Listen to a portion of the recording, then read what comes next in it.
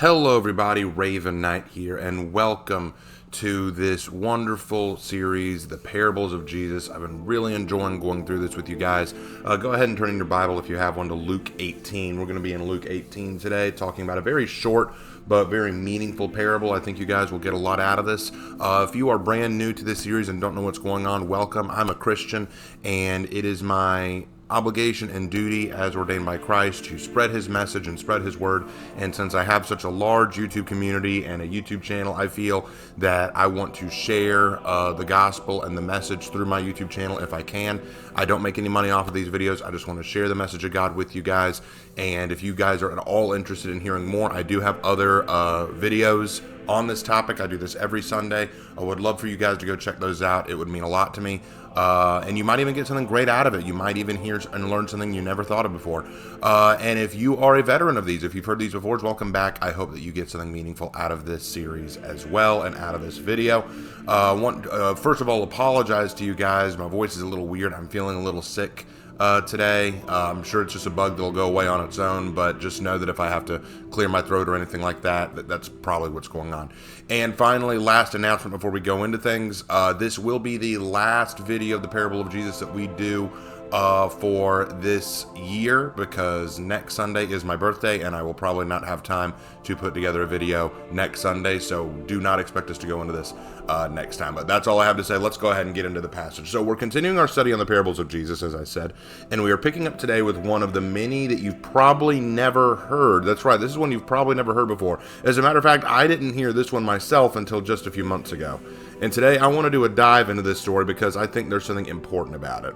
Jesus' parables are so much more than mere stories. They are tales meant to make us reflect, see ourselves, and seek change in ourselves and in our lives.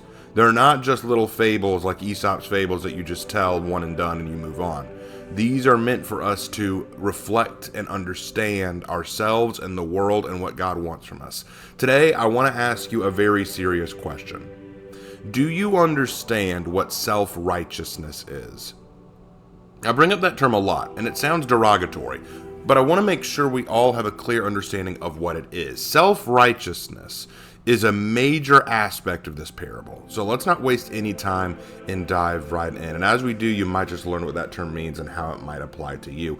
So we are in Luke 18, verse 9. Go ahead and flip to verse 9 if you have your Bible. Luke 18, verse 9. And let's get started. To some who were confident of their own righteousness and looked down on everyone else, Jesus told this parable. Let's start with that phrase. To some who were confident in their own righteousness and looked down on everyone else, Jesus told this parable. Who do you think that describes? Who do you think that describes? People who were confident of their own righteousness and looked down on everyone else. Who is that? I'll tell you who. Me. Oh yeah. I think that we are often very full of ourselves. How often have you looked around and thought, I know better, I do better, I am better? You look at your neighbor and say, dang, he'd be so much better off if he just listened to me. Everything would be fine if they just listened to me. I tell you the truth, I see it all the time in my YouTube comment section. Whenever I release a video on For Honor, I tell you what, I will almost always hear some kind of response or comment from someone saying, if Ubisoft just did this, if the community just did this, like you have all the answers, you know better. They don't know, but nobody knows better than you do, obviously. You just are right. You're right. The world would be a better place if you were the one in charge. And these are the kind of people who look down on others and belittle them because they aren't as good as they are, as perfect, as well put together, as special. And I have definitely been that person before. I've definitely been there. There have been many times, even recently, where I've said, man, I'm just so much better than that guy. And I think you have too. Oh yeah, I'm willing to bet money I think you have, because I think that is an intrinsic ideal we all have. We all feel like we just sometimes know better. We're just better people. I think we all have a bit of self-righteousness in us. That's what self-righteousness is, you know. Self-righteousness, to give a definition to it, is an obsession with the idea that our outlook is the right one, that our behavior, decisions, and morality is the standard by which others should live. We know right, everyone else is wrong. But what's the problem with that ideology? What's the problem with that outlook? I'll tell you what it is. Because no matter what your standard is on behavior, decisions, and morality, it's not God's standard. The unfortunate truth you will have to face at some point is that you're not always right. That your standard of morality has flaws. That God is the ultimate standard. Ever heard the phrase virtue signaling? It goes along with self-righteousness. I'm a good person because I'm an ally to this organization. I give to this charity. I go to this church. I stand with this cause.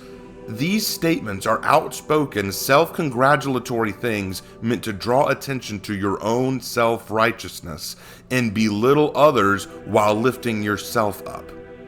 And Jesus has something to say in this parable about that. Watch this. I think you'll like it. Verse 10.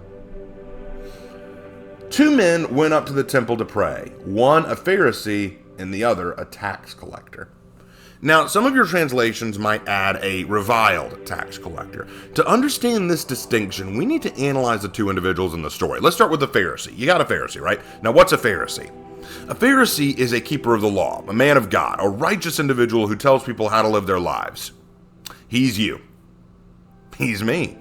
We are Pharisees so often. Do you remember in my LED response videos where I called the LED people Pharisees? And that's because the Pharisees were so obsessed with the laws and the ritual of the Jews, they actually built more laws around those laws just to make themselves look and feel better, more important, and more righteous.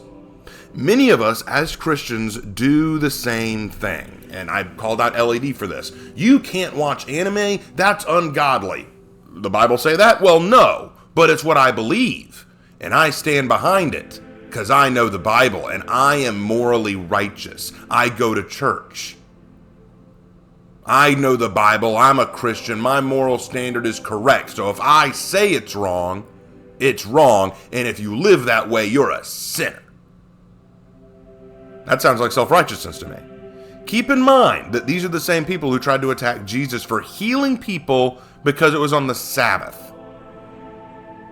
To the Pharisees, legalism and appearing right was more important than helping the people. And I want you to remember something. The key difference between the Pharisees and Jesus is that the Pharisees cared about the law, Jesus cared about the people. So now I ask you, who do you care about? See, it comes down to this idea that let's take video games for a second. There's going to be two kind of Christian outlooks on video games.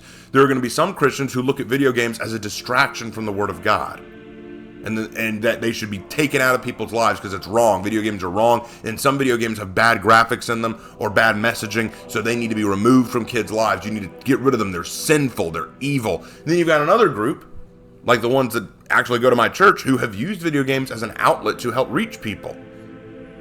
Our pastor at our church actually talked about how he helps connect with his son by playing video games with him. Now, it's not something he is a huge fan of. It's not something that he's passionate about like his son is, but it is a way to connect. And I think that that is the way video games can be looked at. But which outlook feels more legalistic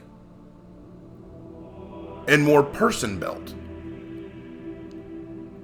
I'm not arguing that video games can't have problems. I'm not arguing that there aren't some video games that aren't evil or problematic or issue or that I would take issue with as a Christian. But to call all video games evil because of this, is that caring about the people or caring about the legalism? Just a question. And some of you are probably thinking, oh, well, I'm good there. But think about this for a second. Leave video games aside. What's something that you put way more stock in terms of a legalistic outlook, a broad generalization? Think about that. Do you care about people? Or do you care about making sure you look like you're a law-abiding Christian? And some people are going to hear that. This is the funny part. Some people are going to hear that and they're going to assume, oh, well, I can break the law. It's fine as long as I'm helping people. That's not what I said. That's not what I said. It's priorities. But let's keep going. We may learn some more. Now, we know about the Pharisee, right? Or a legalistic, self-righteous individual. But then we have a tax collector. I want you to remember this and remember this well about the tax collectors of this time. No one likes tax collectors. No one likes them. In fact, the way the Jews held their social order was this. Watch this. You have the Pharisees at the top. They're the top because they're the godly men, right? Then you have the common men, the hard everyday worker. Then you have the sinners and whores and thieves. You got them. They're the bad people, right? And then beneath them, you have the tax collectors. That's right. Tax collectors are hated even more than your average sinner. Want to know why? Because tax collectors were Jews employed by the Roman government to collect taxes for Rome. But quite often, tax collectors would increase the amount of money they took from the Jews so they could get a cut of it. So to the Jews, tax collectors were traitors to the Jews and worse than the worst kind of sinners. So think about the person in your church who you hate the most. The person you think less of than anyone else. Now imagine that you're praying right beside him. That's a scenario we're in. We got our Pharisee who thinks higher of himself than anyone else. And remember, that's who Jesus is talking to here. It said in verse 9, to some who were confident of their own righteousness and looked down on everyone else. That's a Pharisee. So he's saying, all right, you Pharisees, you're in a church praying, and right next to you is a tax collector. That's your scenario. Okay? Remember, parables are meant to help us reflect. See yourself as the Pharisee for just a minute. You're sitting next to someone you despise. Watch this, verse 11 through 12. Watch this. The Pharisee stood by himself and prayed, God, I thank you that I am not like other people, robbers, evildoers, adulterers, or even like this tax collector.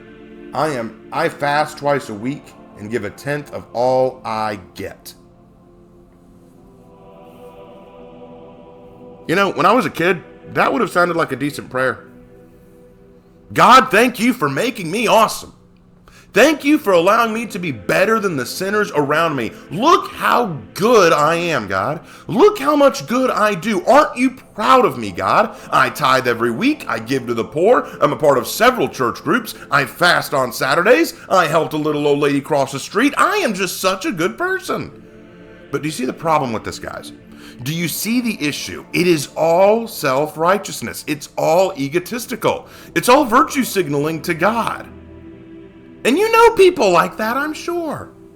I'm sure there are people out there that you know like that. The kind of people who, you're friendly with them, they're cool, they're nice, but give them the chance to brag, they'll go. They will go. They can't wait for the opportunity to say, yeah, that's right, I do this, that, and this, and the third. Aren't I awesome? And you know what? You see this in the church too. There are people in the church who can't wait to tell you, I'm part of this organization, and I give to this charity, and I've been on this many mission trips, and I'm also part of the welcoming committee, and I also am a deacon in the church as well. And I'm like, shut up. No one cares. And that's how you feel about it. No one cares. Because that's between you and God. But there are people out there who have to say, look how good I am, because that is their opinion of righteousness. That's their opinion of how they get to heaven, because as long as they appear good enough, they're good to go.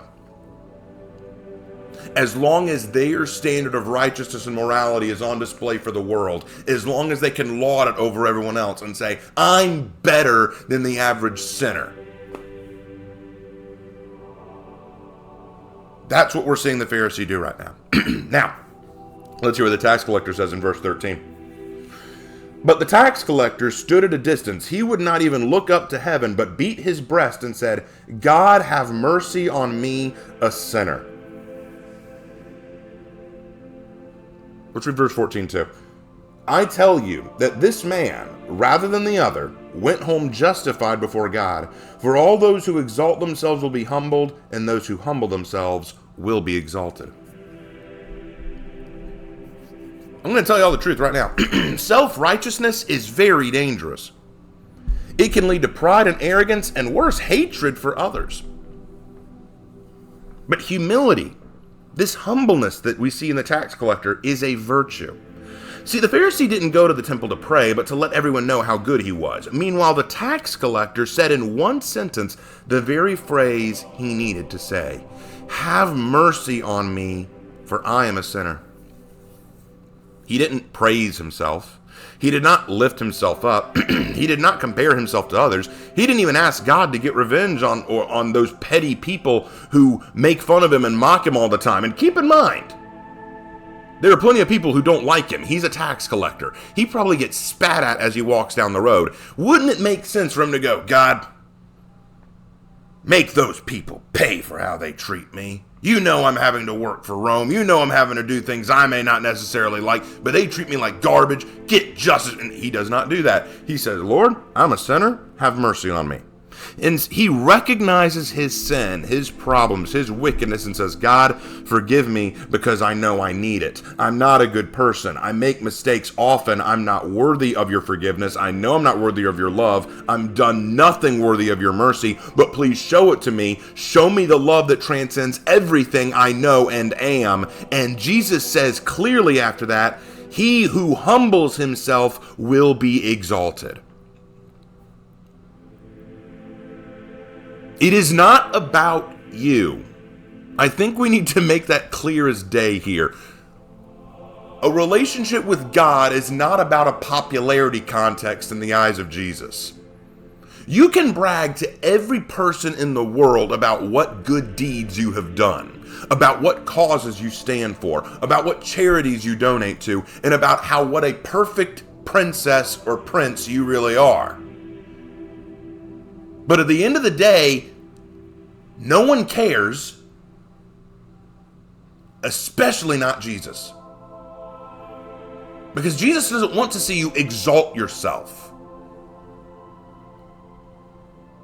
He wants to see you humble yourself. Why? Well, we see this in other verses, like you can look to Proverbs 3:24. He mocks proud mockers, but shows favor to the humble and oppressed. How about Micah 6:8? He has shown you, O mortal, what is good, and what does the Lord require of you? To act justly and to love mercy and to walk humbly with your God. There's also Proverbs 22:4. Humility is the fear of the Lord. Its wages are riches and honor and life. You know what? Let's do one of the New Testament. We've done 3 Old Testament. Let's do a New Testament ones. Colossians 3:12. Therefore, as God's chosen people, holy and dearly loved, clothe yourselves with compassion, kindness, humility, gentleness, and patience.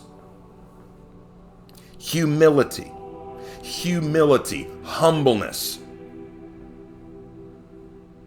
Why? You're probably thinking, okay, Raven, why should I be humble? What if I've done good things? What if I have good things to be proud of? That's awesome. But there is a big difference between being proud of a good deed and wanting to share it with the world. There is a big difference between saying, I did a good deed today and I should tell, and I should keep that between me and God, and saying, guys, look at what I've done. We talked about this in a previous video. But do you want to know the real sign of a godly heart? Do you want to know the real sign of a good, godly heart? They don't bask in love. True love is not proud. It is not boastful. It doesn't share its deeds with the world. True love doesn't do that. See, here's the reality, guys. No matter how many good deeds you've done or what church groups you're a part of or any of that nonsense, no matter what, you are a sinner. Because how do I know this? Because we're all sinners. We've all done wrong. And here's the really bad news.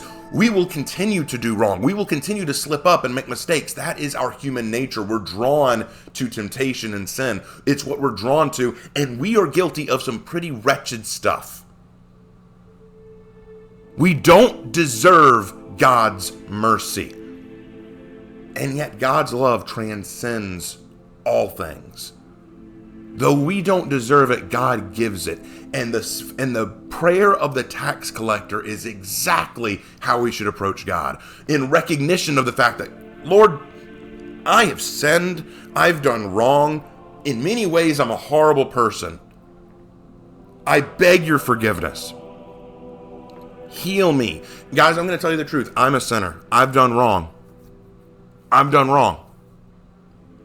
And there are some days where I continue to do wrong. I make mistakes. I lose my temper. I give in to temptation. I have done some really, really bad things. And they bring me shame. And I pray to God to forgive me, to clean my heart. I could sit here and I could brag, oh guys, look at how big my YouTube channel is. Look how awesome it is that I get to share this Bible study series with you guys. Isn't this so cool? I could do that. But it doesn't mean as much to God that I would brag to you guys about that as it would if I just come to God and say, God, I've made a lot of mistakes. And I want you to heal me. There's no shortage of passages in the Bible that talk about the importance of humility and humbleness, not being self-centered. We're not perfect.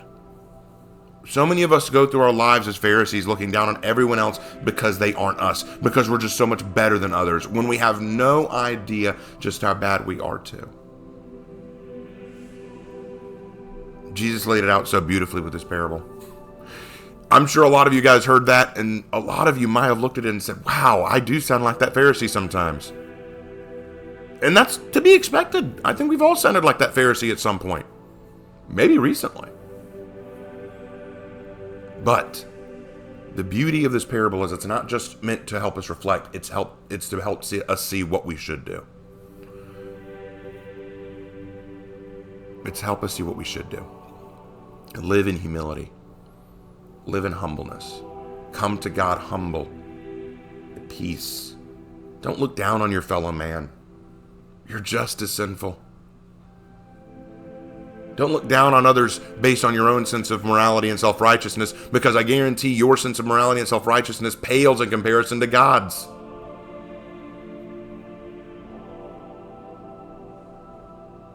Guys, I have really been enjoying doing this. We've still got a few more videos in this series to go through, because I got a few more parables to share. But like I said, this will be the last video of the year on this, because I've got my birthday next week, and then it'll roll into the new year. But really excited to meet up again and continue doing this series. I hope you guys have gotten something out of it. I want to stress this. I hope that God is speaking to you through these. I really, really do. I really, really do. This isn't about me. Like I said, this isn't about me. This is about God. And there are times, even as I work on this series, that I have to remind myself of that. This isn't about making myself look good or about profiting off of this. This is about you guys. This is about your relationship with God. I really, really do hope that you have a wonderful Christmas season. I hope that you get to spend some great time with your family. But remember this above all else. There's a reason for this season. There's a reason for this season. And you want to know something incredible? Jesus, God, humbled himself, coming in human form to us in a sinful world to give his life for us. There is no greater act of love and humbleness that could ever be offered. Humility is a virtue. And I think we all need to practice it a bit more, myself included. Thank you guys so much for watching. Really appreciate it. I'll see you in my next video. Take care.